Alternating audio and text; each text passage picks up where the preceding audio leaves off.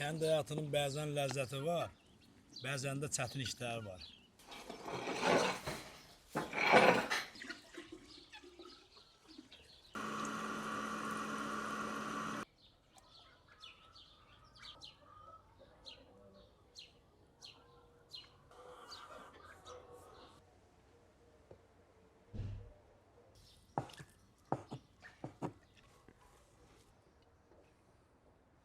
Bu süfrədə gördüyünüz bütün bu kənd məhsullarının necə hazırlandığını bilmək istəyirsinizsə də videonu addım və addım axıracan izləyin. Çox maraqlı bir vlog alınıbdır. Bütün kənd məhsullarından hazırladıq və qəşəng bir kənd sayağı səhər yeməyi həyata keçiririk. Və kanalımıza abunə olmağı və like eləməyi də unutmayın. Gel burada duruyorum. Gel. Gel burada. Bir de ot suyu bıraksın.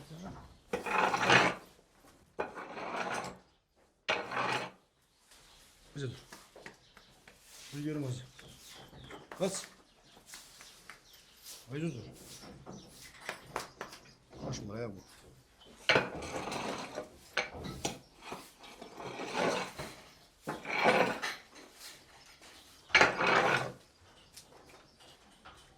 Hep doyuyorum Allah. Oo. Bu da var. Ateş attı bunlar bize. Vardı mı kaç börek?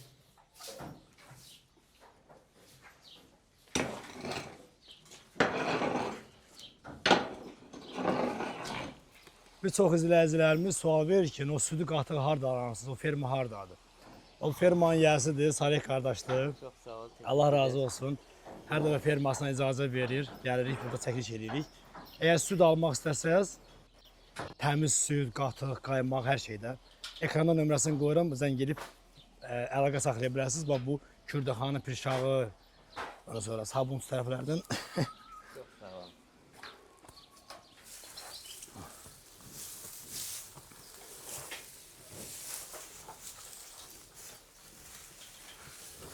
Buyurun.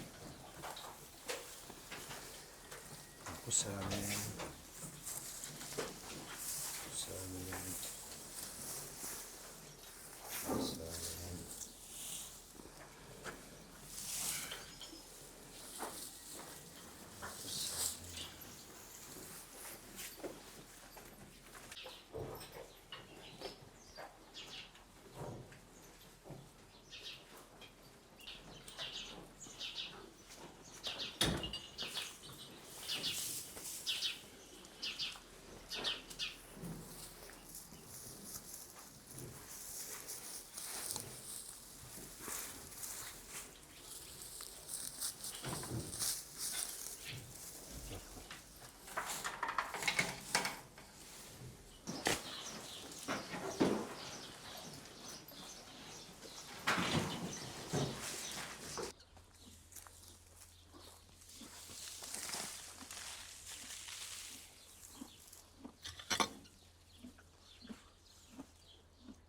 Dadır.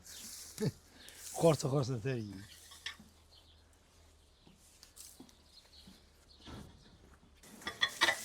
Bunu çörəyə qatacaqlar mı? Sıranı tutarsın.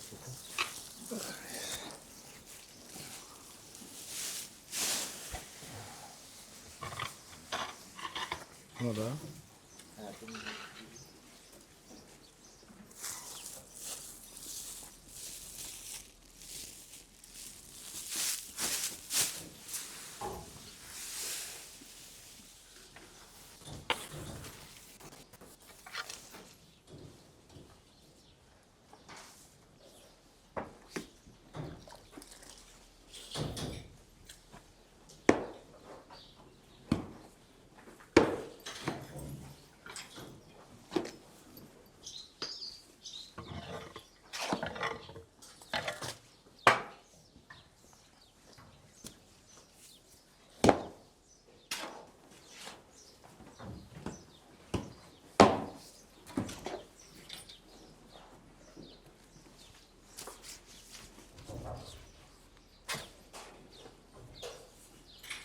Fermerin hayatı budur.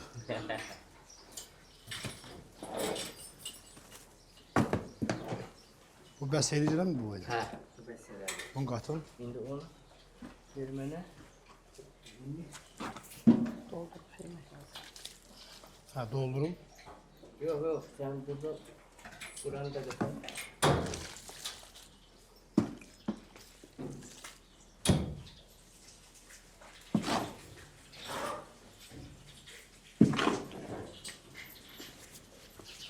Deməli, dəyərli izləyicilər, bu bizim axşam sağınımızdır. Artıq inəklərə birinci yem verilir, sonra ot verilir. Biz indi biraz dəyişik elədik yerini, ot verdik birinci və sonra sağım başlayır.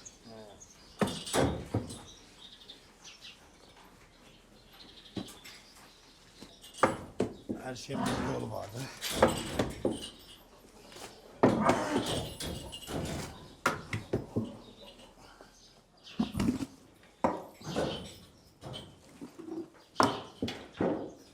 Arasında bir verir ha. Her ineğin qabağını. Ya, geri kök bunun ikisinin arasında şimdi geçiyor. Ha, bu ikisinin arası. Yavaş hay. Yok koyma. Ha, koymuş ya. Bir bedene koymuş içine. Möhkəm adıqlar. Yemi attırdım. Maşallah.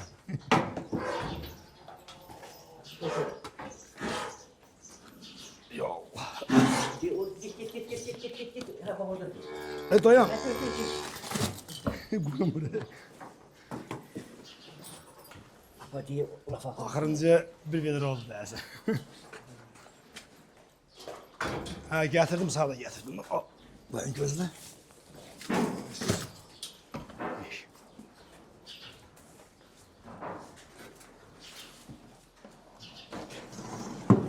Orada şimdi.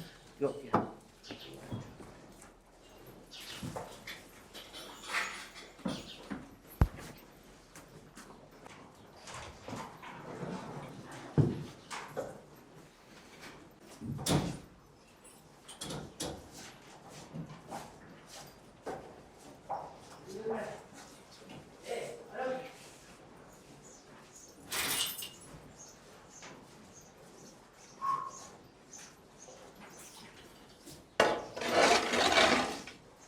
Hem qabaqdan verirsən yeyir, dağdan bırakır.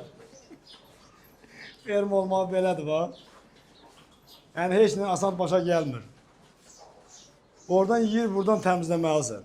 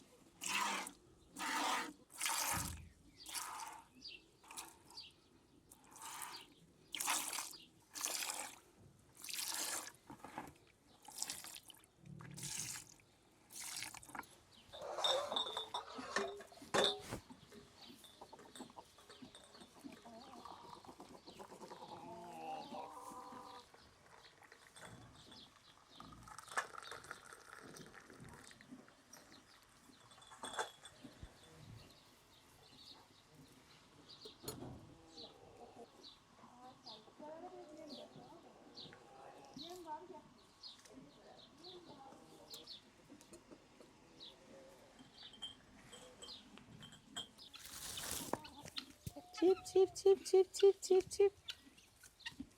Sakantıya bak. Ha. Çay da verir mi? Yok kurma ver ona. He ye. Yeme. He ye. Yiyecekler. Kaşet adı. Denesini de vereceğiz ha. Çıkardıraysam denesin. Ben.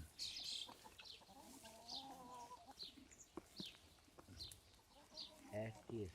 Kim et? Kənd həyatının bəzən ləzzəti var, bəzən də çətin işlər var. Hər ikisinə dözə bilən olsa ləzzətlidir. Lezzetlidir.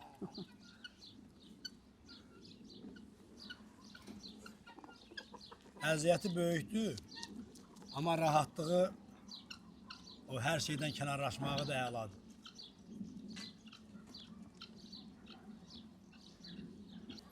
Nə istəyirsən? Al. O bəs değil, o baha. Çok pahalı oldum. Onu o kızımın sesini işlendi. O ne gayrısı Allah'ın göresin. Gelen de bura. Hı. Allah'ın diyor. Bu De bu keçi. Yəqin çox sevər ya da. O bunu o kadar sevdi ki bir tane kuzum beğen için mi? Az gaz gelirse de. Ha. çiyin çıxarır.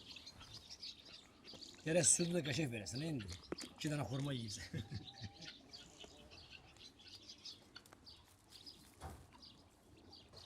Ha, nə qayda yoxdur. Olmaz. Ha, o çıxar mı? O ne mi? Ha, gözü də olmaz. Ha. Bəs də o.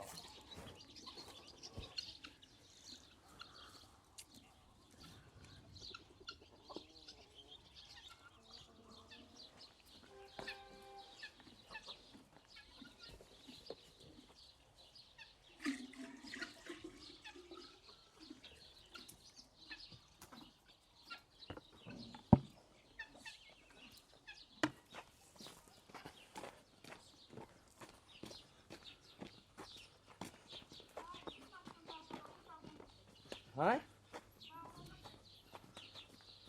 Qaz bura çıxmaz.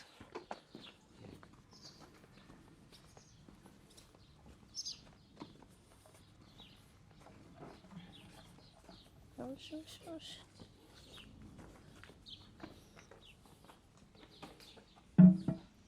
Ötən videolarımızda izləyicilərimiz dönə-dönə xahiş elədilər ki, smetan hazırlanmağı, yəni bizim dilimizdə desək, xama hazırlanmağı bizə göstərdin. Bu günləri sırf sizin üçün fermaya gəlmişik. Sağ olsun fermanın yəsi icazə verdi. Burada smetan hazırlanmağı sizə göstərəcəyik. Ona görə də diqqətlə izləyin və bizim bu əziyyətimizə dəyər verərək like edin. Sizə indi bütün proseslərin hamısını göstərəcəyik ki, evdə siz kənd südü alıb smetan necə hazırlaya bilərsiniz. Öncə südü, təzə südü ha, yəni köhnə süddən olmaz. Təzə südü, ferma südünü tökürük qaba, 40 dərəcə, 45 dərəcə maksimum isidirik. Sonra davamını göstərəcək indi necə olacaq. Deməli, dəyərli izləyicilər, hal-hazırda südümüz 40 dərəcəyə kimi isindi. Xüsusi bir maşına tökürük. Maşının iki axım yeri var. Birindən xama smetan gələcək, digər hissəsindən isə südün qalıntıları çıxacaq. Əvvəllər bunu qədimi devirdə əllə edirdilər. İndi müasir devirdə gördüyünüz kimi maşın vasitəsilə bu formada başa gəlir. Hal-hazırda südün qalıntısı axır, birazdan da qaymaq axmağa başlayacaq.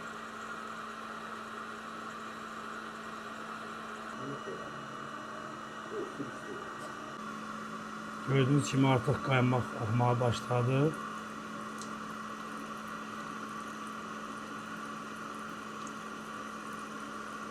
Bir tərəfdən süd axır, digər tərəfdən isə qaymaq axır.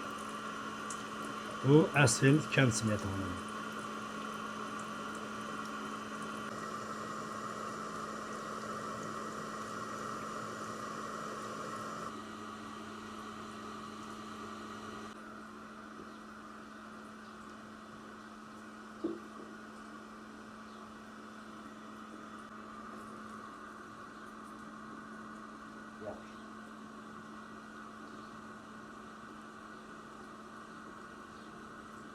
Biz xamanı əldə edəndən sonra bu qalıq süddən saçaq pendir, hansı ki çeçil deyirlər, o bir-birinə toxunmuş pendir yəqin görmüş olarsınız.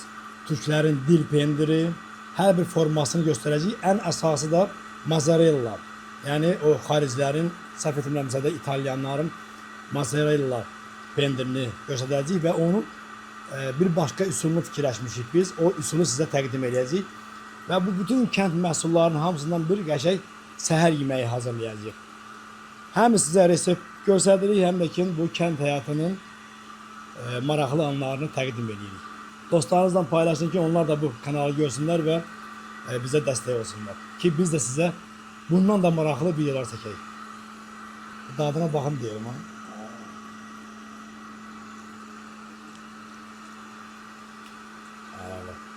Bax, hələ istidir də.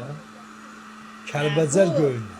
Firmanın yiyəsi bizə deyir ki, müdürü, evdə Kəlbəcər kətəsi var, oranın göyərtisindən hazırlanmış. Kəlbəcərdən Bununla gəlmiş. dadına baxın deyir. Sağ olun, Allah var eləsin. Bu Kəlbəcərdən gəlib elə mi? Bu Kəlbəcər Duyuyorum ala. Bu yüzden duyuyorum. böyüklüyünə bax. Əllərinə sağlıq pişirən ananın. Bu Bismillah. yolotu iləndir. Yolotu kətəsidir. Arasına aç. Siz bu lezzete bakın da. Arasına aç. Birbaşa xama,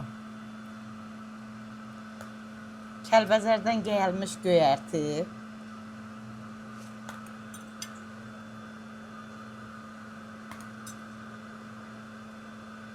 o bellissimo.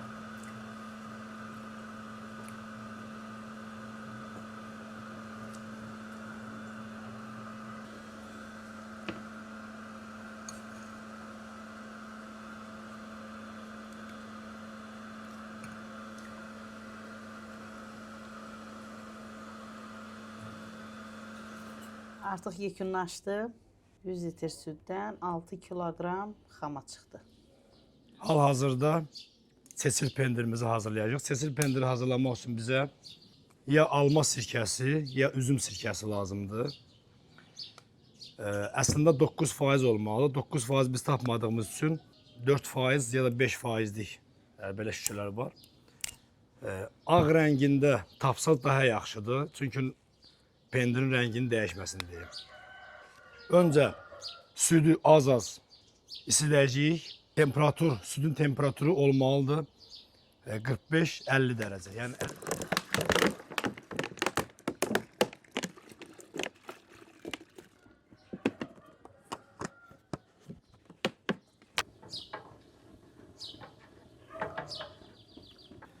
artıq süd 40 dərəcəni keçdi və altını dərhal söndürürük. Və az-az sirkədən tökərək qarışdırıb yoxlayırıq.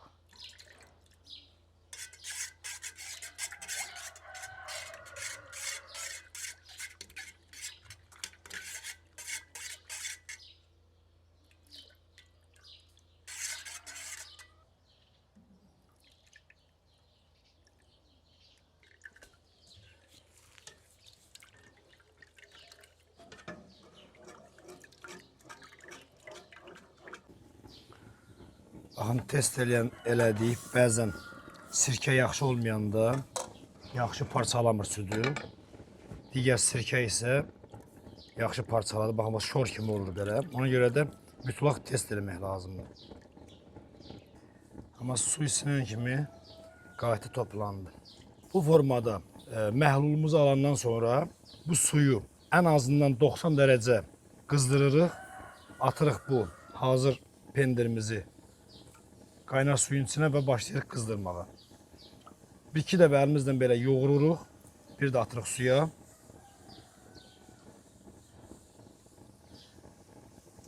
Əslində əlcə istifadə olmalıdır. Yəni əlimiz yanmasın deyə. Əgər istiliyə dözə bilirsinizsə əllə daha rahat.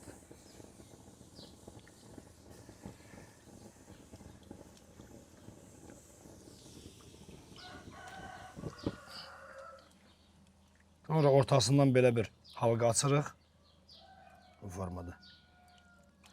Və qaynar suya sala-sala pendiri başlayırıq dartmağa.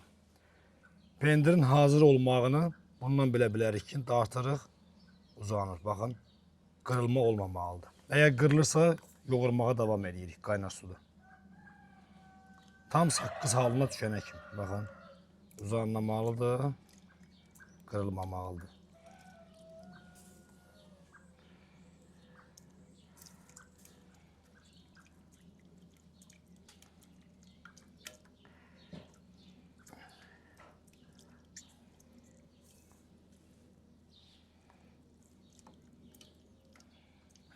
Darta uzadırıq.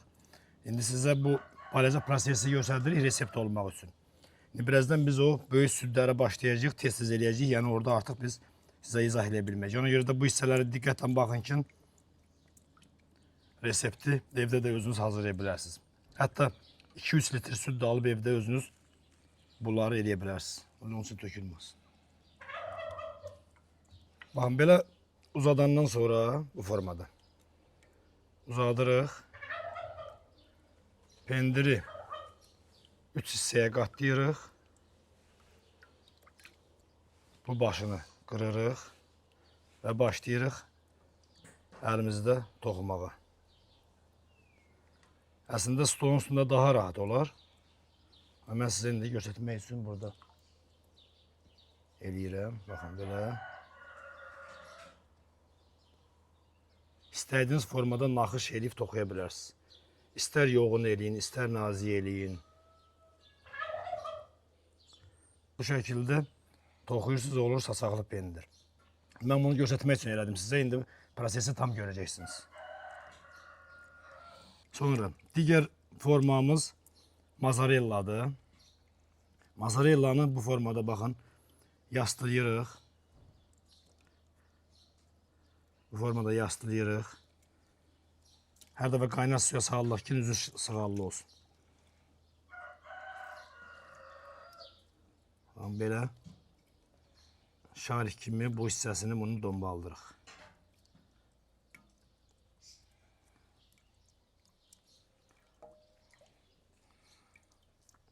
Bu məşhur mozzarella pendiridir. Bu formada eləyirlər. Düzünləmə balacasını elədim.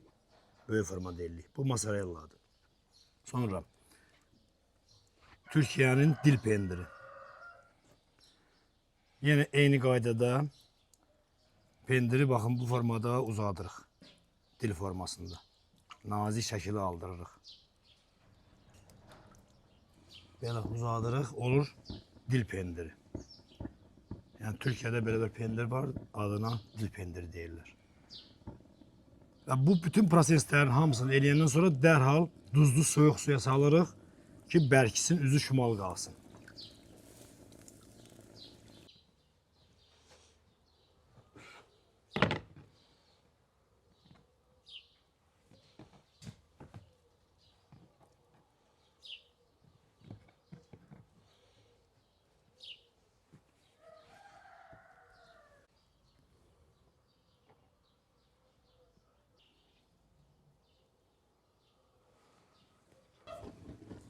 Başlayaq.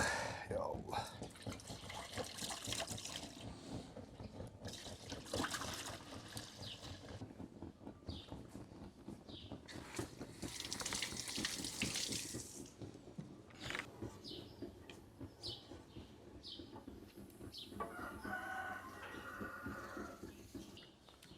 Südün temperaturu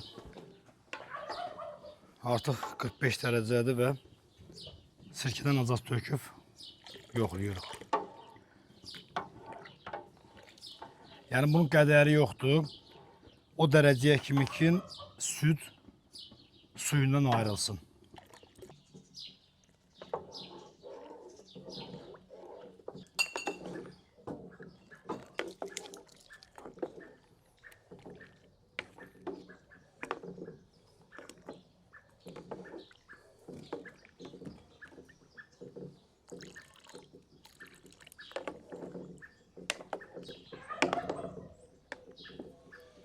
Deməli 20 litr südə 600 milliqram 4%lik 4%'lik sirke getdi. 9%'lik ola bilsin az getsin. Ona görə də südün içinə hər dəfə tökdükcə yoxlayın. Ki, yəni çox tökməyəsiniz. Baxın, artıq göy suyu çıxdı və bunu başlayırıq bir yerə topalamağa. Yoğur suyunu çıxar.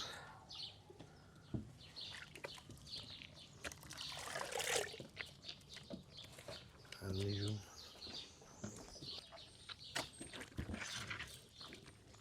Bu suyu boşaldın.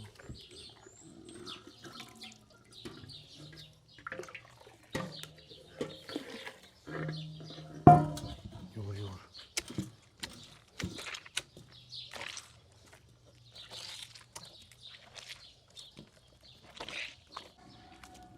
Pendiri isti sudan çıxardıb təmiz suyunu sıxırıq, yoğururuq. Sonra yenə də pendirin öz suyunu 90 dərəcə kimi qızdırırıq və yenidən pendiri bişirəcəyik və başlayıb dartmağa. Götürdüm.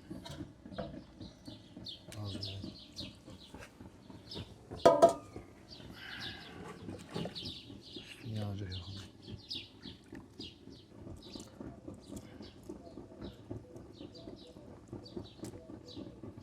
Turlar qaşıqdan sonra.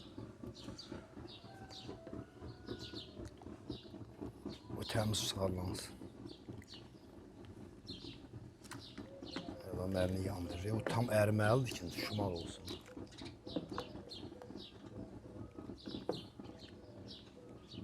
Qoyarsın.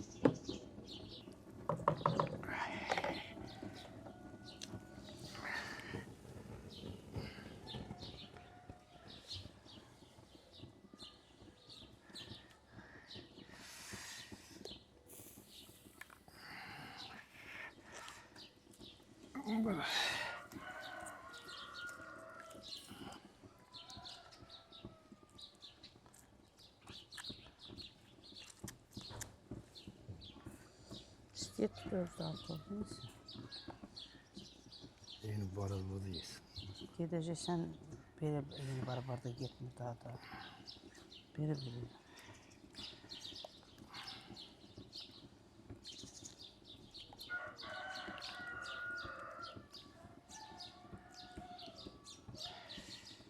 Ay. Biraz mən edeyim sənə yardım şey.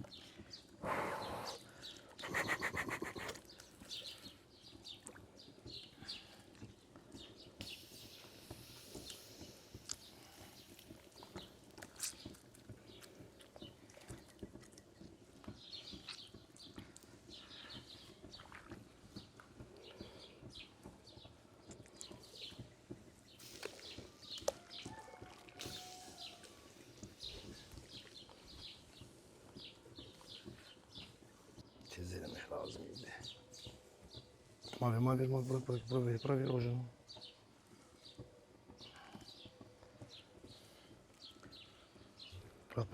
Bırak.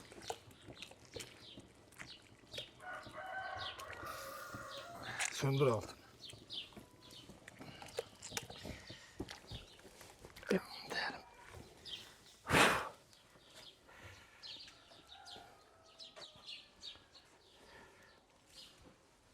Gel bura ver gel.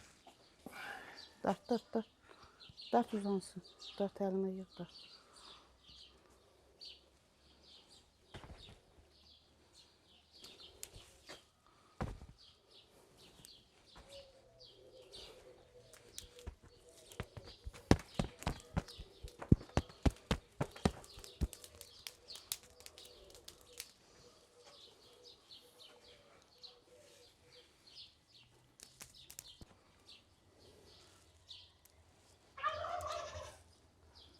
Suyunu alın.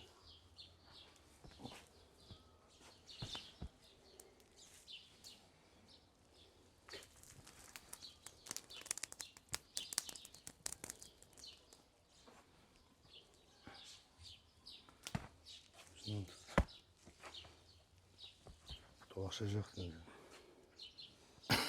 Nasıl tutacak? Ortadan tut.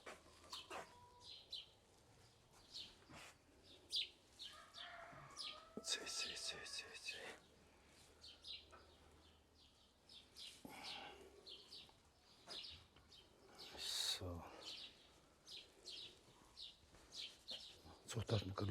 Kırılır da.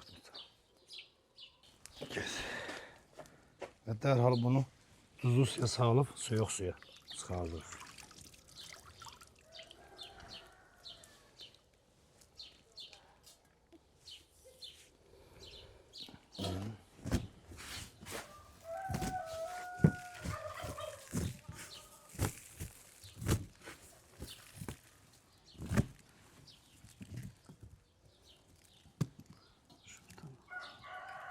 Uzundan kese elə şeylə. Ay, soğuk. Soğuzun edəm, hə, yaxşıdır. 4 dənə elə bəsdir. 4 yoxsa 5 dənə. 5 dənə.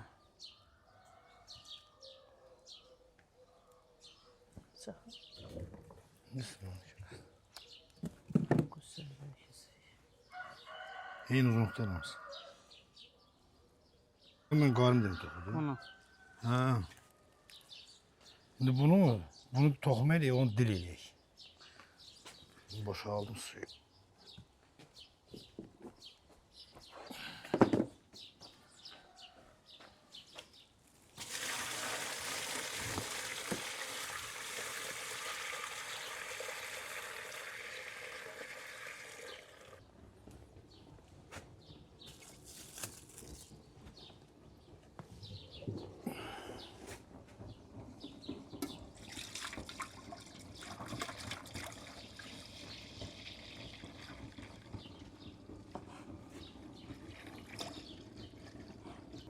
İndi isə məşhur mozzarella pendirini eləyəcəyik.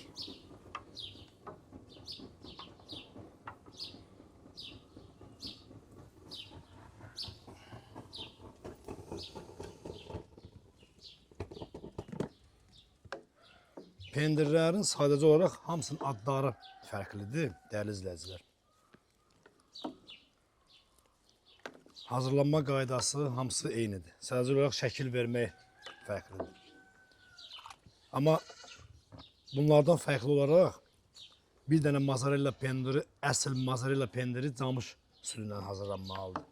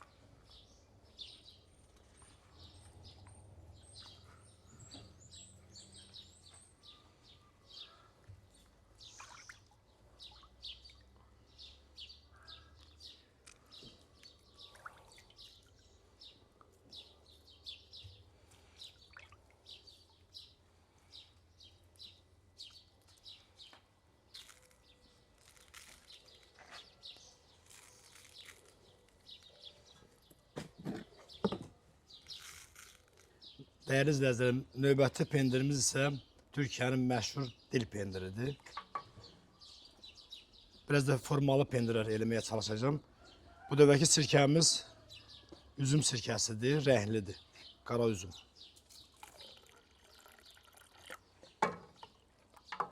Bu pendirin rəngini biraz dəyişir, biraz qızartdaq eləyir.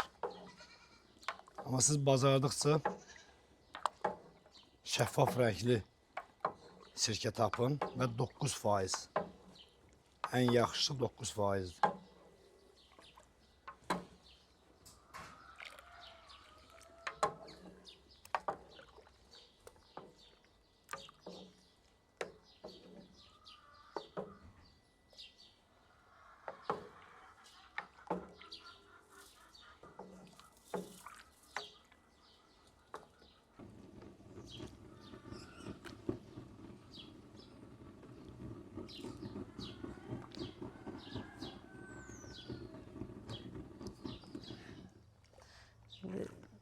Leğen ha mı?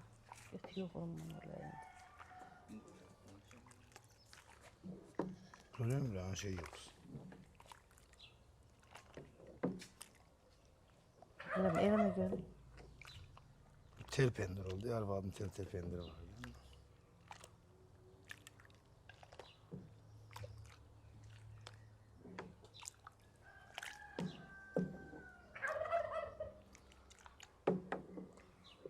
Gitti formalar gitti oldu tez.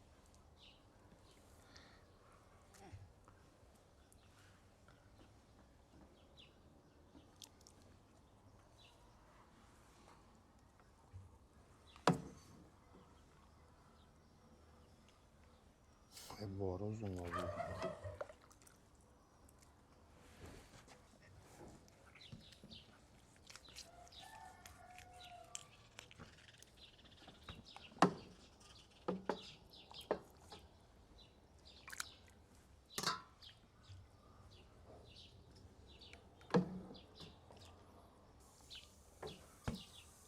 Sen sattın mı? Sıra suya. Tez çıxart. Şimdi o canına şey geçirmek. Çıxart deyib duranda qaraldı.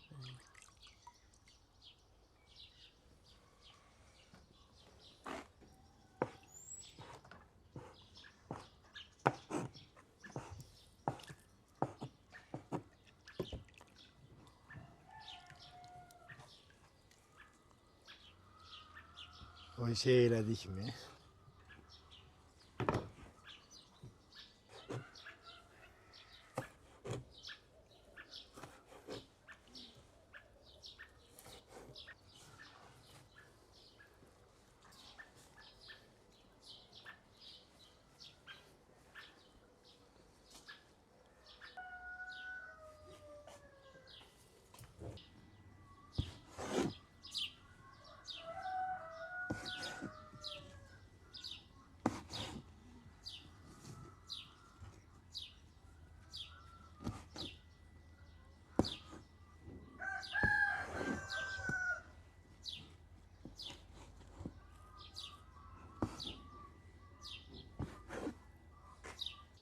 Bu gördüğünüz hansı ki Türklerin Türkiye'de hazırlanan meşhur dil pendiridir. Bakın. Böyle saçak ayrılır.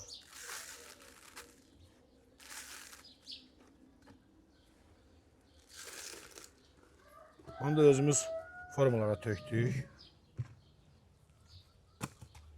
Böyle formada alındı.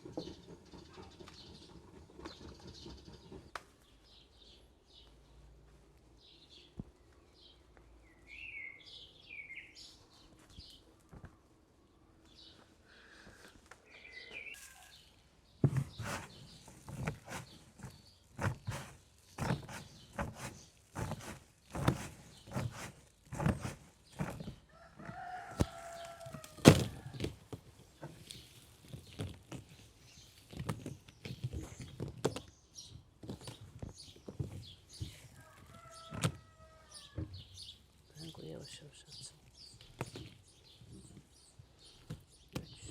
6 dənə 6 dənə ilə 2 hörək.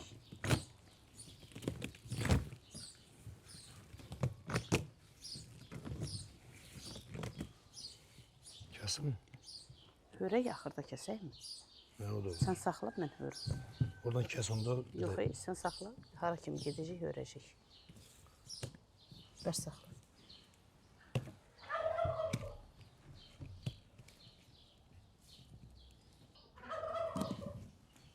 Aç. Buradan kəs. Səsim kirlənir. 12 yerə qatla.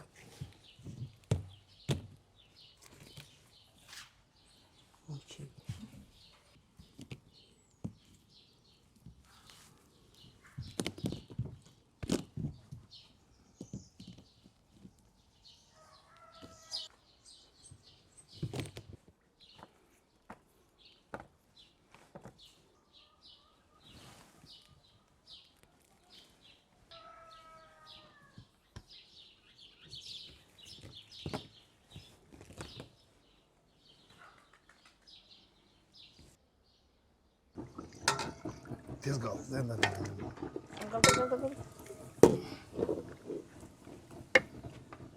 Var mı gör? Sen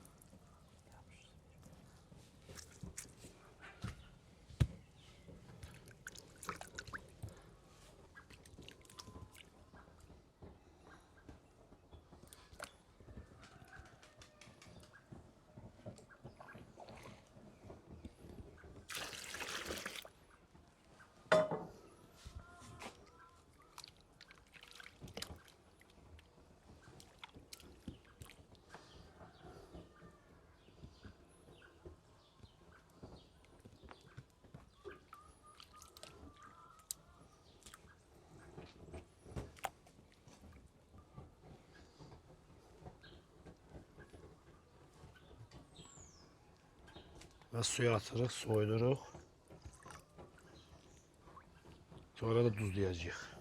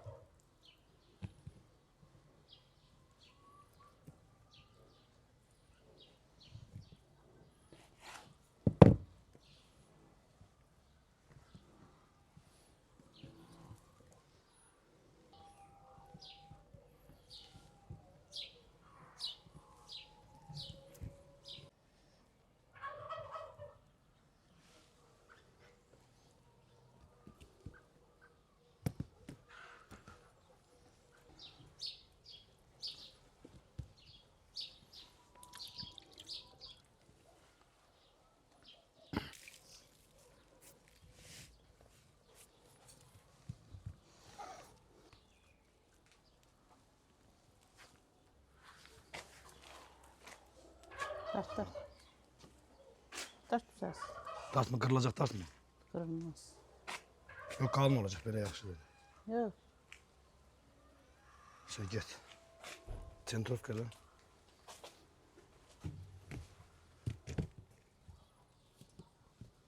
Şu. Bunu böyle.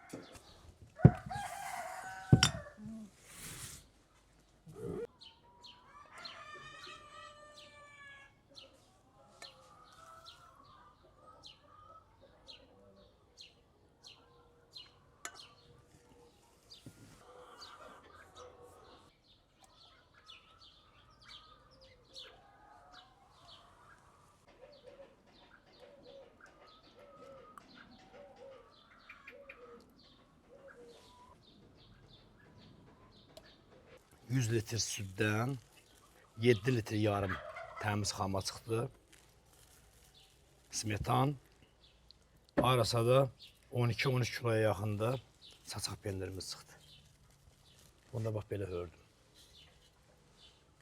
Var verəlim, günə qəşəng bərkiyir. Bunu indi duzlayacağıq qəşəng. Duz canına çəkəndən sonra. İndi damaq tadına görə duzunu çox da eləyə bilərsiniz, az da eləyə bilərsiniz. Sonra bunun bir qəşəng bir tüstü aparatı düzəldəcəyim taxtadan. Bunların hamısını tüstüyə verəcəyik. Bunu da o günləri test eləmişdik. Bizə bir türk izləyicimiz öyrətmişdi. Bu da tel peynir. O da- elə yeyilir, o doğru. Hə, bu da bu formada satılır tel peynir. Baxın, makarona oxşuyur. Belə.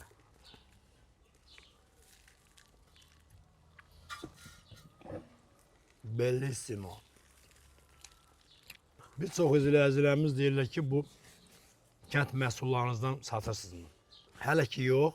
İnşallah belə bir satış növü qərarlaşdırırıq. İstəyirik ki, əgər müştəri olsa, belə hazırlayaq, tam ev usullu və izləyicilərimizə sərfəli qiymətə təqdim edək. Əgər istəyənlər varsa da rəy bölməsində yazın görək nə qədər tələbat var ki, biz bu işə başlayaq.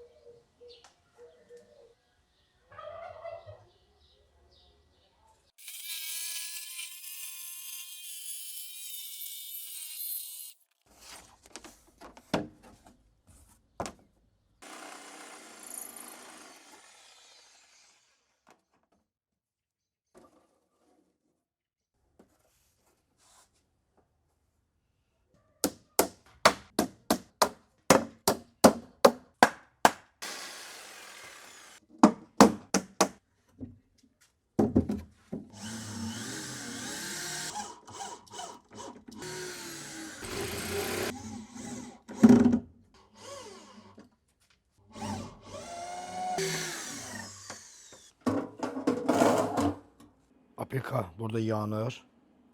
Tüstü şlankla girir kameraya. Artıq qalamışam. Bir dənə də pendir asmışam test eləmək üçün. Baxın.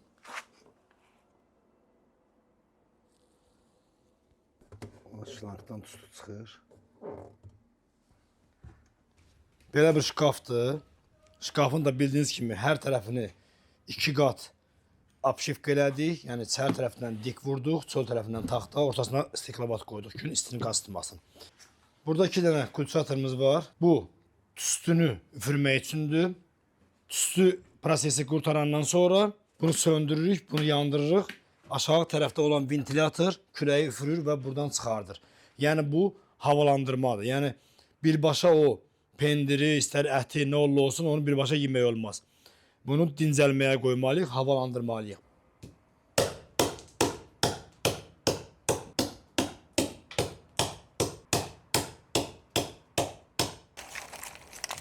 Belə balaca doğrayırıq. Əgər yaşdırsa da peşdə bunu qurudacağıq. Artıq bir qədər mən qurutdum. İndi doldururam bura. Yanma kamerasına.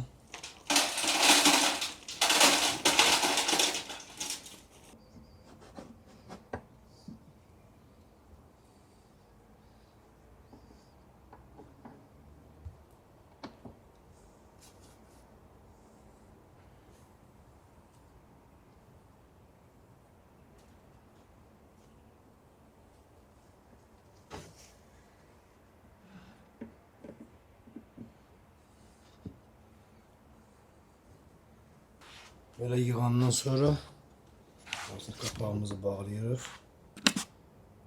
Biraz ventilasyon qoşuruq. Azca havalanma geçsin içində, qurusun.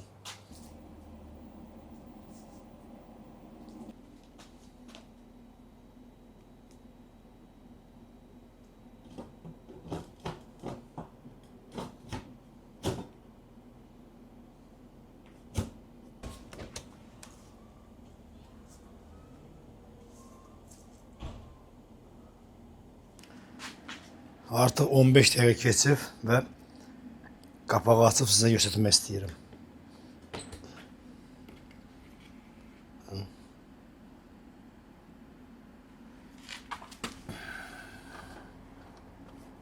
Altı saat tüstülənmə gedəndən sonra tüstünü dayandırdıq və yuxarıdakı ventilatoru qoşmuşuq. Aşağıdan havanı üfürür. Yuxarıdan havanı buraxır ki, burada havalanma geçsin. Yapon sayağı bulku bişiririk.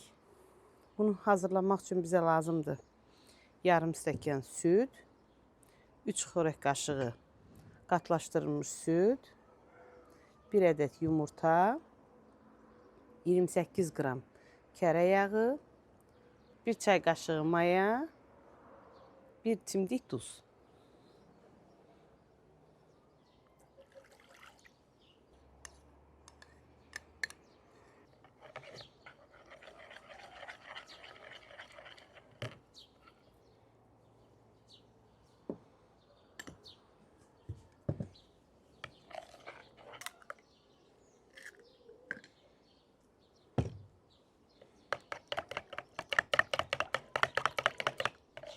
Üç 350 qram un gedir.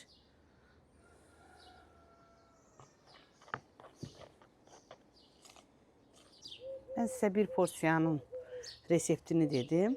Amma mənim qabım böyük olduğu üçün mən 3 porsiya qatdım.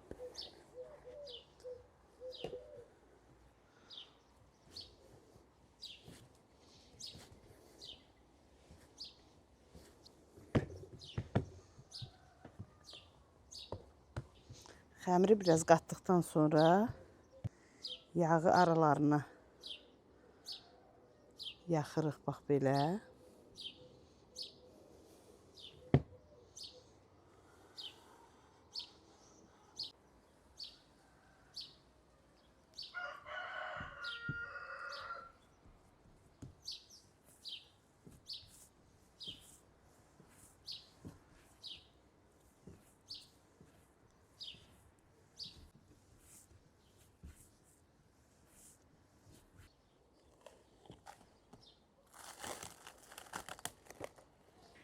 İndi də səhər-səhər yemək üçün çörək xəmiri hazırlayıram.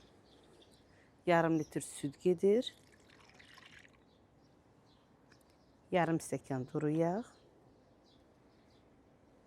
1 xörək qaşığı maya. Damaq dadına görə duz.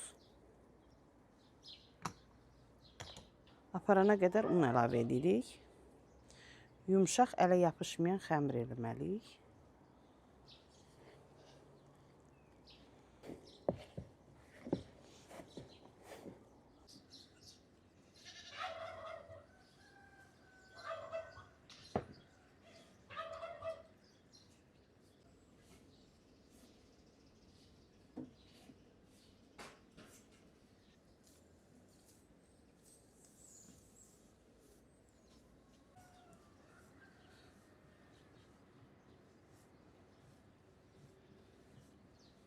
Xəmiri 1 saat gözlədirik.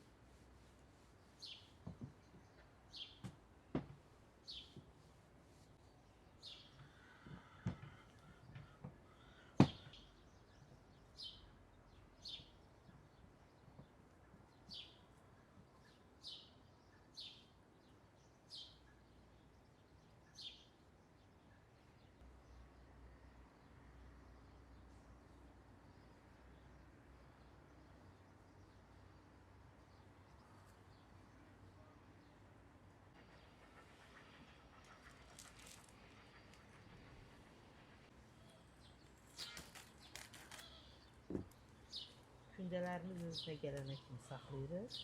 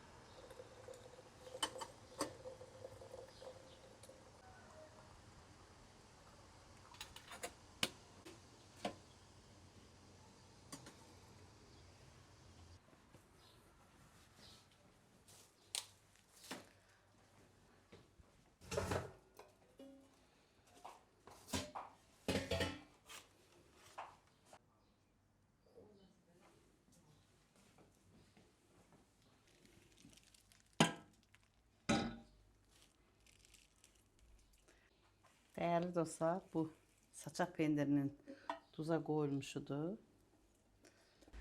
Bu mozzarella pendiridir. Bu hisse verilmeyipti. Tuza koyulmuşudur.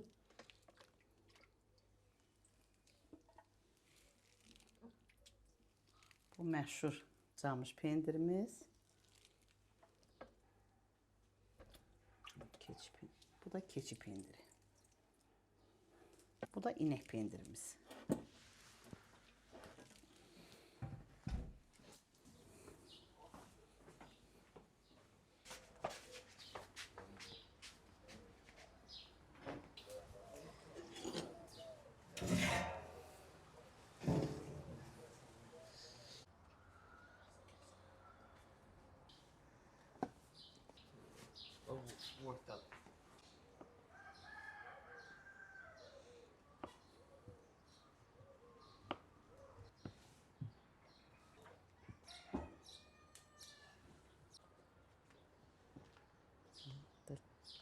Keçi pendiridir.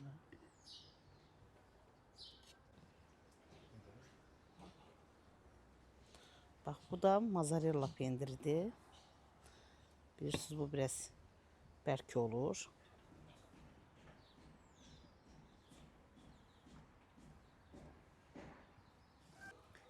Değerli dostlar, təbii bal istəyirsinizsə, ekrandakı nömrələrlə əlaqə saxlayın. Astara balıdır.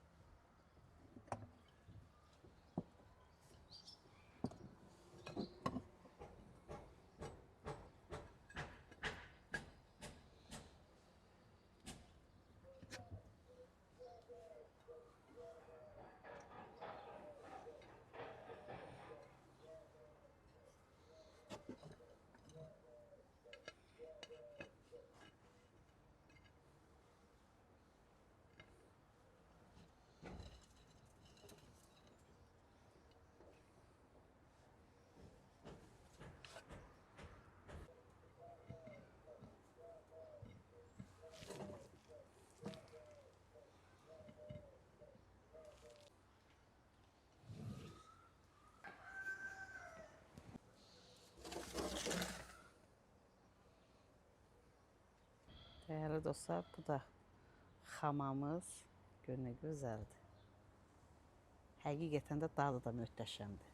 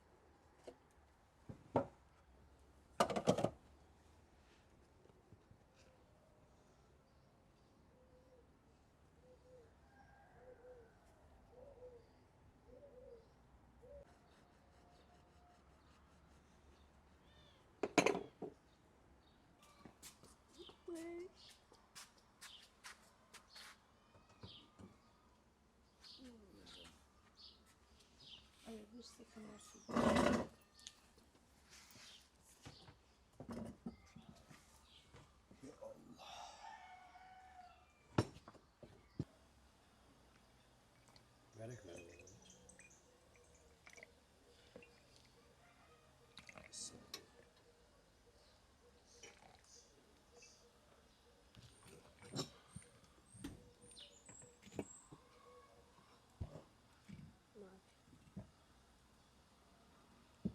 Nerede kiracı diyor da.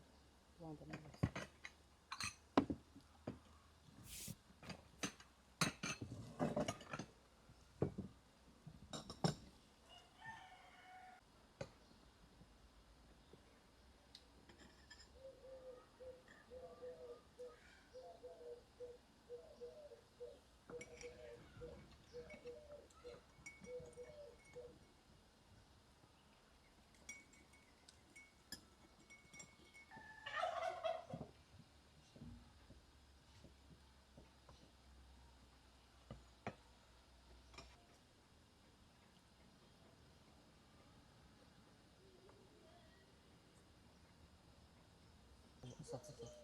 Pendirimiz de saçaq, çörəyimiz de saçaq. Bir gün hamı saçaqdan yiyəlim. Uşağım kim yemiyorum ben de yiyeyim. O kadar dadlı ki.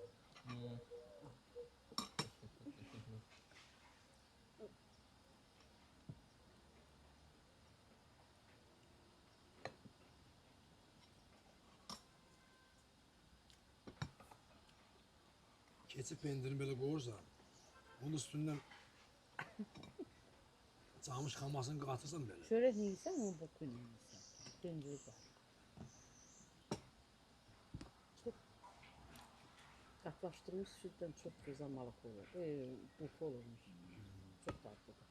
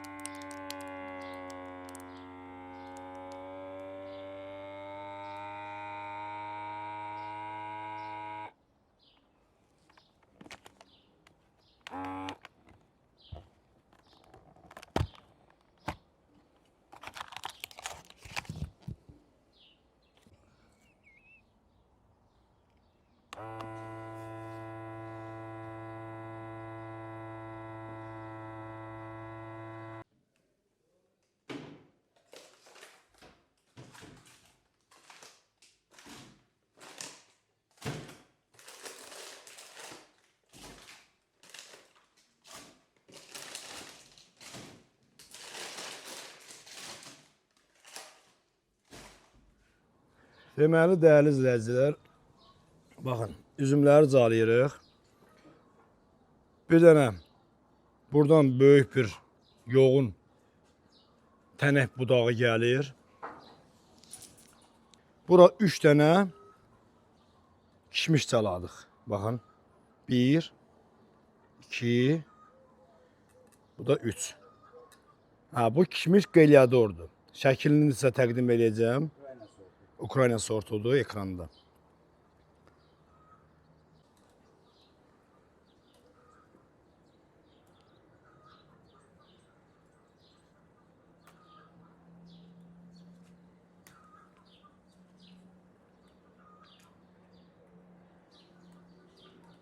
Üstündeki gözleri kör edirik ki açılmasın, ya tez açılmasın.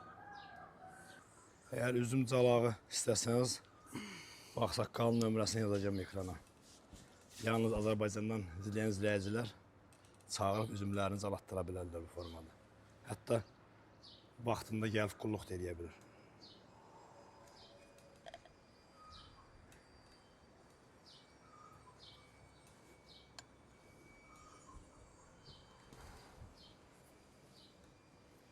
Buna göz calağı deyirlər. O gözü belə atır.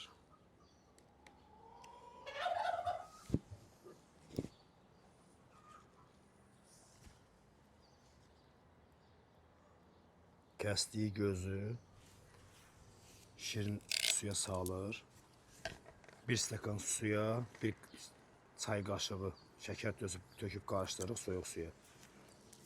Ki bu glikozadır. Sonra isə belə sarıyırıq. Gözün üstünü örtməməyə şərti. Da göz oradan çıxsın, yoxsa boğalar ölər orada. Bəzi calaqlarda gözün üstü örtülür, amma eminə üzüm calağında bu göz örtülmür.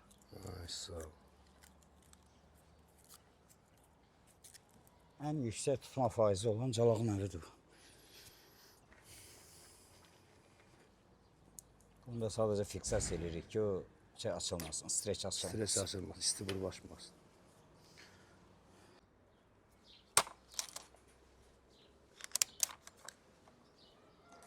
Calaq vurmaq üçün bütün üzümlərin hamısını azaltdıq ki, yeni vurulan calaqlara güc gəlsin. Yəni gücün hamısı birbaşa vurulan o göz calaqlara geçsin. Bu vurduğumuz calaq isə kişmiş vegasdır. Yəni o ağ kişmişin qırmızı rəngi. Bu da iri salxımlı üzümdür. Salxımın bir dənəsi harasa təxminən 3 kilo, 4 kilo olur. 3 kilo, 4 kiloya qədər gəlib çıxır. Bir maraqlı bir sırrı öyrətdi qardaşım mənim. Çox maraqlı bir şeydir. Deməli bu tinkiləri nə vaxtı Çubuqları fevral ayından qoyuruq xala soyuducuya. fevral ayından çubuqları qopardıb gözləri soyuducuya qoyurlar. 2-5 dərəcələr temperatur. Bəli, 2-5 dərəcə. Yəni çubuqlar elə bilirlər ki, qışdır, yatırlar bunlar. Yəni gözlərdən yarpaq çıxmır.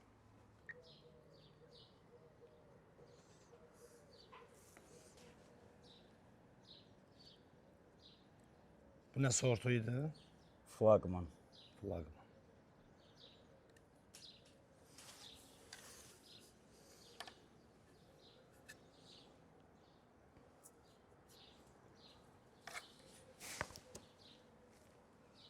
Hətta günah. Yəni biz bunu calağı vururuq bura. Əgər bu yarpaqlar olmasa bu budaq buradan quruya gələcək, gedəcək, budaq quruyacaq. Calaq Fosfor qəbul eləmir də. Günəşdən mütləq fosfor qəbul eləməlidir.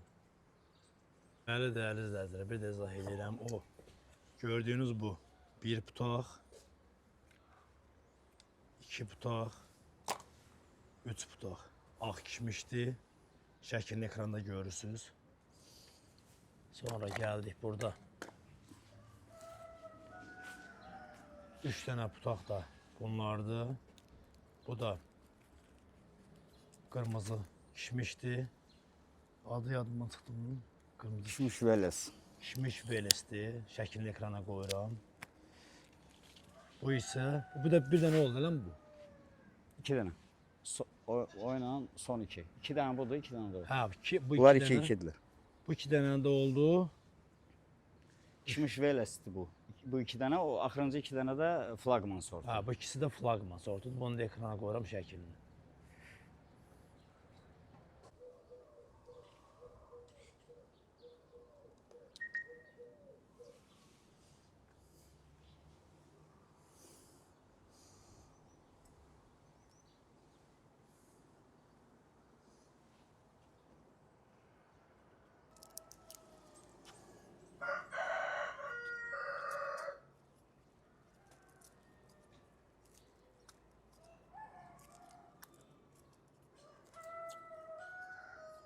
Pamiyete Şimalyova sortudur. Çox iri salxımlı, iri giləli üzümdür. Ağ üzümdür. Yetişəndə ucları rozovi, qırmızı rəng alır. Mesela bu üzümü bu sorta nətər gətirib çıxardılar da məsəl üçün belə. Sortları, yeni sortları seleksiyaçılar var. Var həvəskar seleksiyaçılar, var professional seleksiyaçılar. Var üzümçülük institutları sırf oyuna məşğul olurlar. Elələri də var. Fərqi yoxdur. Ha professional, ha həvəskarlar. Demək bunun ümumiyyətlə yolu nədir? Salxım gül açan vaxtı götürürlər, gətirib onu izolyasiya eləyirlər, paketlə bağlayırlar, qoymurlar bu təbii şəkildə tozlansın. Təbii şəkildə tozlamağa qoymurlar. Öz ürəyi istədiyi, misal üçün bildiyi bir sort var, o sortu gətirib bundan tozlandırmaq istəyir. Onun tozcuğundan yığır, paketə gətirib əli ilə onu tozlandırır. Tozlandırdı, qoymadı da, yəni bunu başqa sortdan yox, öz imenlə bildiyi sortla tozlaşdırdı. Çarpazlaşdırdı bunu. Gözləyirlər, o üzüm salxımı yetişdi. Yetişəndən sonra qurudurlar onun semiskalar, dənələrini götürürlər. Dənələrini götürürlər, aparırlar, indi 100 dənə oldu, 200 dənə, 300 dənə uşum pitomnik salırlar. Hər dənədən toxumdan. Artıq yeni bir ting çıxır da. O tingi də 4 il, 5 il məhsul onun toxumdan çıxanda 4-5 ilə düşür bara. Ondan sonra onların içindən seçim eləyirlər. Artıq onlar yeni sortlardır. Onlar artıq elmə məlum olmayan. İçindən onun pisləri də var, yaxşıları da var. 100 dənədən bir dənə, 2 dənə yaxşı sort çıxır. Onu çıxardıb ayrılırlar. Bu olduğu yeni sort. Bunun ata-anası da məlumdur. Kimlə kimi calaşdırıb yeni bir sort alıb belə. Dəyərli izləyicilər, görürsünüz. Bu hələlik olur hibrid forma. Buna birinci sort demirlər. Hibrid forma olur o. Forma. Sonra sınanılır o təsərrüfatlarda. Görək bu üzüm necə göstərəcək özünü, soyuğa davamlılığı necədir, xəstəliyə davamlılığı necədir, salxımı nə cür, şəkər nə cür yığır. Bütün bu proseslər özünü doğruldandan sonra vaxt olur, elə hibrid forma var. 20 ildən sonra dövlət tərəfindən reyestrə düşür, sort adını alır. O vaxtacan elə hibrid forma var. Eləsi də var, özünü doğrultmur, elə hibrid forma kimi də qalır. Dövlət ona vermir reyestrdə, sort adını vermir. Belə şeylər. Baxın dəyərli izləyicilər, görün nə dərəcədə çətinliklə bir üzümün sortunu hibridləşdirib təsdiqlənmə prosesi hətta 20 ilə qədər gəlib çatır. Bəzən deyirlər ki, bunu niyə belə baha eləyirsən? Bu niyə belə bahalı sortdur? İnsanlar ömürlərini adayırlar bu Elədir. sort almaq üçün.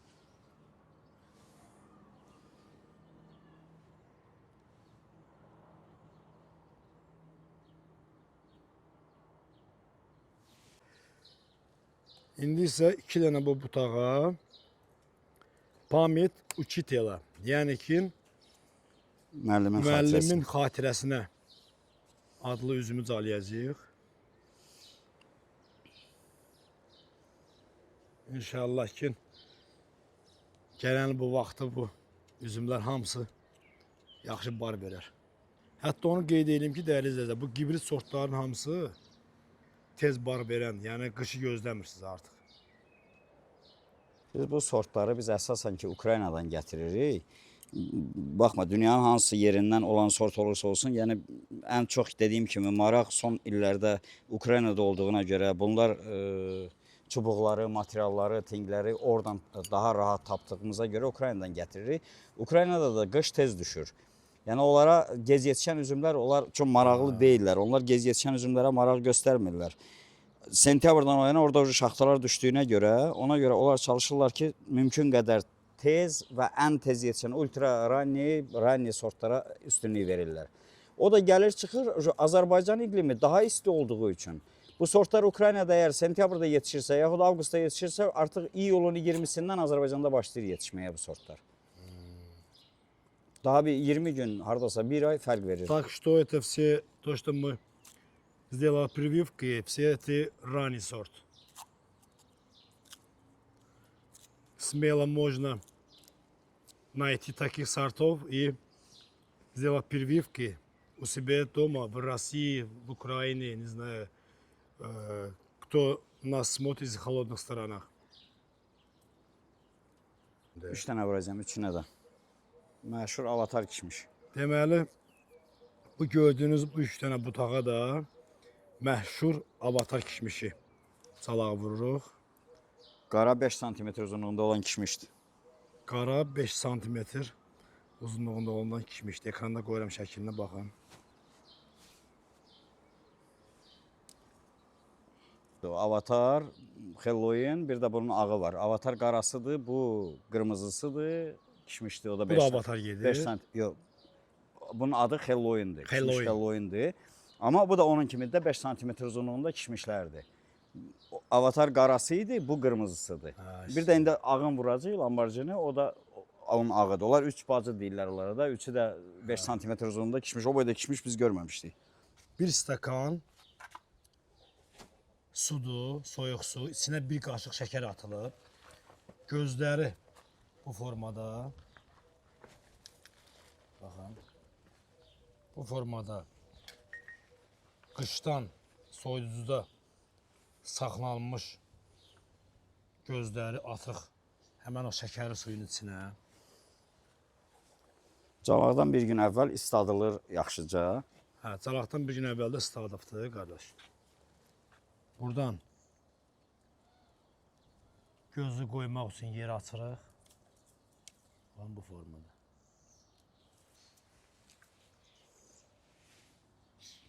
Oranı da elə əlimizi şəkərə batırırıq, oranı da ısladırıq. Hətta bıçağı da qardaş şəkərlədik ki, ora dezinfeksiya olsun. Bu qaydada bir dənə cib düzəldir orada. Cibin içinə gizlədir gözü və sonra da üstündən salafanla bağlayacaq ki, quruma getməsin orada. Əsas odur orada kombi qatları üst-üstə düşsün. Kombi qatları üst-üstə, hətta bir tərəfdən də düşsə belə, artıq orada bitişmə gedəcək, yaraların sağalması, bitki öz yaralarını svarka eləyəcək də, təbii sürətlə deyək ki, qaynaq eləyəcək. Təxmini bir 25 gündən sonra, bir aydan sonra da bu göz qalxacaq. Yeni budaq. Mayın 20-sindən, 25-indən başlayaraq iyunun sonuna kimi ən gözəl vaxtıdır. İyulda, avqustda da vurmaq olur və vururuq da, amma ən effektli, mənim öz zövqümə görə xoşuma gələn yəni bu vaxtdır. Mayın 25-indən iyunun sonuna kimi ən effektli vaxtıdır. Burada gözdə çiçək varsa, hətta bu il belə bir ay gec də olsa, bu salxım da verib, yetişdirib çatdıra bilir Bakı şəraitində. Bu Aziya sortudur. Sortun adı Aziyadır. Aziya sortudur. O da 5 sm uzunluğunda olan süfrə nazik uzun ağ sortdur. Ağ sortdur. Bunu da şəklini ekrana qoyacağım, baxarsınız. Deməli, bizim üzüm tənəyimiz, calaq eləmək istədiyimiz, əgər tənəyin özü, gövdəsi yoğundursa da calağa yararlıdır. Yox, bu formada gördüyünüz kimi belə nazikdirsə də buna calaq vurmaq olar. Amma effekti zəif olacaq. 50-50'dir. Samir, orada bir nüans da var. Bax, belə yaşıl zoğları görürsünüz, burada qalındır. Aha. Bax, bu cür yaşıl qalın zoğlar gedirsə o tingidə, o demək güclüdür. Ay, O tingidə görürsən bir dənə də yaşıl zoğ yoxdur. Həmən o zəif tingidə bax, bir dənə də yaşıl zoğ, güclü zoğ yoxdur. Amma elə balaca belə yalandan... Yanından elə belə bizlər verir. Ayşə, demək onun gücü yoxdur. Amma belə baxmayaraq ki, cavan ağac da olur. Görürsən belə zoğu varsa, o demək əladır. Belə barmaq yoğunluğunda 10-12 mm diametrində olan zoğlar varsa, demək ağacın gücü var. Yox, elə xili budaqlardırsa, o heç nə. Aydın, aydın. Bu da bir sir. Bu da və istədim ki, sizə bu üzüm mövzusunu tam şəkildə izah edeyim. Birbaşa üzümün, belə deyək də, ustası gəlibdir. Amma onu da qeyd edeyim ki, harasa bir köy olar da yəqin ki. Bəli. 2 ay bundan qabaq da budama eləmişdik. Özü gəldi elədi hamısını. Fevral ayında. Yəni tam o üzümü yetişdirənə kimi özü hamısını gəlib nəzarət eləyir. Əlbəttə ki, bu da ödənişlidir. O boyda yol qətiyyəli gəlir. Qiymət barədə zəng edib özündən soruşa bilərsiniz. Çox sərfəli qiymətədir. Çağırın bağınızı, istədiyiniz üzümləri calatdırın. Yalnız üzüm işinə baxır, yəni başqa ağaclara baxmır. Deməli, bir üzüm tənəyindən 2 budaq ayırmışıq. Birinə buna Aziya sortu vurduq, ağ rəngdə. Buna isə çiyələk sortu, yəni klubnişni sort vurduq. Bunun rəngi nədir? Qırmızıdır. Qırmızı. Klubun içində Hər qırmızı. ikisini də ekrana qoyuram.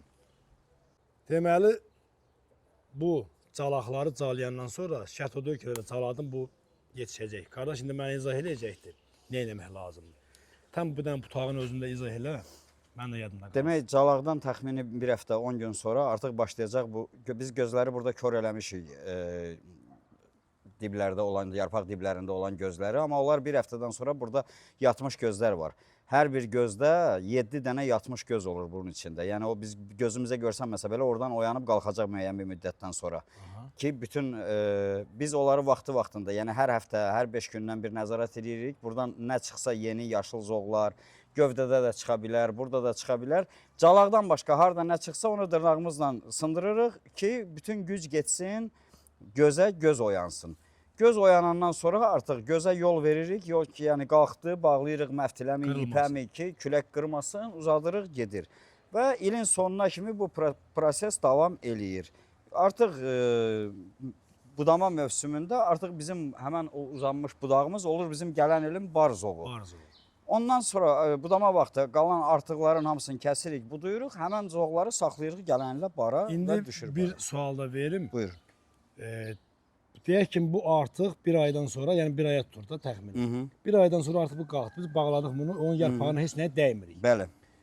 O yarpaq açandan sonra bu yarpaqları qopartmaq olar mı? Yox, bu yarpaqları qopartmırsınız. Bu indi bax əvvəl dediyim kimi bunları qırırsınız. Amma təxmini bu ki artıq qalxdı bir 20 sant, 25 sant, 30 sant başladı qalxıb getməyə. Ondan sonra burada nə çıxacaqsa ona bir müddət dəymirsən. Bizə nə lazımdır? Yəni orada sut nədən ibarətdir? Ki biz əgər bunun yarpaqlarını tez qırsaq bu budaq qurumağa başlayacaq. Gələcək düzdür. Gözü öldürməyəcək, amma zədələyəcək. Anladım. Bu bizə lazımdır. Qışacan bu budaq yaşasın. Bunun yaşaması üçün də üstündə yarpaq olmalıdır. Yəni bu qalxandan sonra bir müddət buna yol verirsən, biraz qalxır, ucun vurursan ki bu getsin, amma bu da ölməsin. O yarpaqlar o calaq butağını yaşatmaq Bəli, bu budağı yaşatmaq üçündür bu yarpaqlar. Aydındır. Çox sağ ol, minnətdarım. Çox qəşəng informasiya idi. Əla. Onu bilmirdim. Bax o yarpağı qopardanda Hə, o yarpağı qoparsan, o budaq quruyur, gəlir. yəni bu yəqin ki, bütün bitkilərə aiddir. Bitkini bir saxlayan yarpaqdır, qardaş. Nə tər çotqa kəssənsə elə bir onun ölçüsündə deyil. Əl öyrəşib. Allah'ın da olsun. O izi bu izi sızıqlar hamısı düzgün gəlir. Deməli indi keçdik bu tənəyimizə burada. Bizim deməli 1, 2, 3, 4, 5 dənə burada tənək var. Calağa yararlı və bura 2 dənə buradakı butağa vilur sortu vururuq, vilur. Ekranda qoyuram şəklini.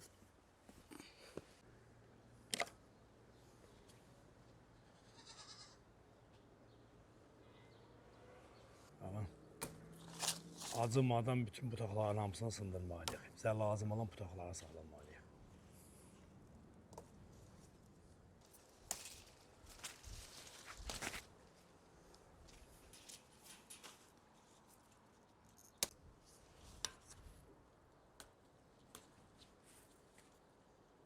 Keçdik növbətiyə. Bu nə sortudur?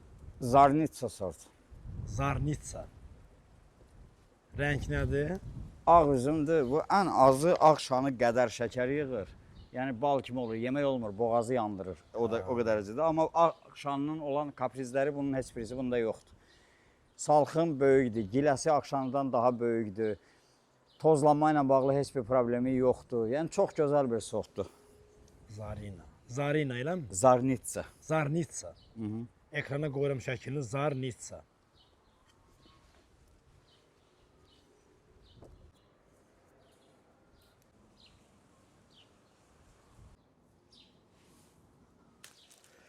İndi isə keçdik 3-cü calaqdan bir gün qabaqda suya qoyulur, isladılır. Həmən butaqdan gözü bu formada çıxardırıq. Bu nə sortudur? Space. Space. Şəklini ekrana qoyuram. Bu formada göz çıxır oradan.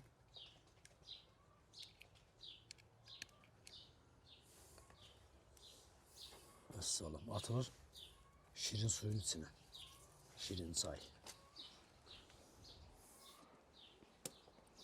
Gelir öz salaq yerinə. Space.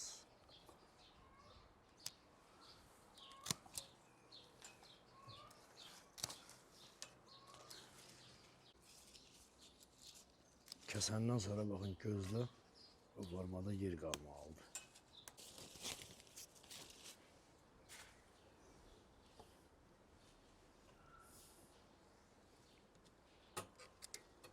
Deməli, dəyərli izləyicilər, maraqlı bir üzüm sortu, Manicure Finger, Yaponiya sortudur. Deməli, bu üzüm salxım gətirəndən sonra salxımın uzunluğu harsa 2 cm eləmi? Gilənin uzunluğu 5 cm uzunluğunda olur. Hə, bir dənə üzümün dənəsi 5 cm uzunluğuna kimi olur. Ən maraqlısı nədir? Niyə görə buna manikür adı veriblər? Üzüm bilirsiniz ki, birinci göy rəngdə olur, sonra başlayır rənglənməyə. Rənglənəndə birinci uc tərəfindən qızarır, bu tərəfləri ağ qalır. Bu qızartı buradan yavaş-yavaş gəlir bu tərəfə. Bura qızarandan sonra ucu başlayır qara rəngə çalmağa. Ona görə buna manikür adı veriblər. Manikür finger. Onu da bura calayırıq. İnşallah Yapon sortudur. meyvə gətirəndə hamısını da gələn illər təqdim edəcəyik. Kanala abunə olun, like eləyin. Hətta bu qardaşın kanalında linkini məzmununda qoyacağım, keçib baxarsınız. Orada onun o üzüm haqqında danışmaq videoları var. Düz Azərbaycan dilində danışır.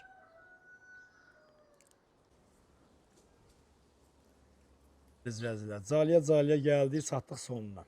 Bu da möhtəşəm Viktor sortudur. Ekrana qoyuram şəklini.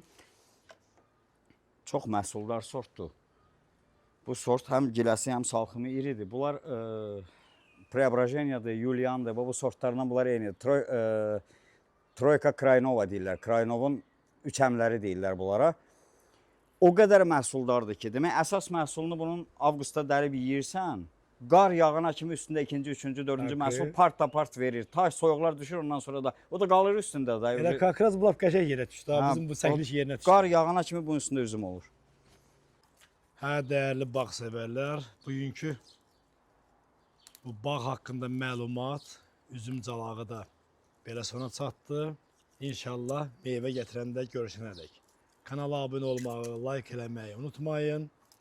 Bir daha bu bağbanın nömrəsini videonun altında qoyuram.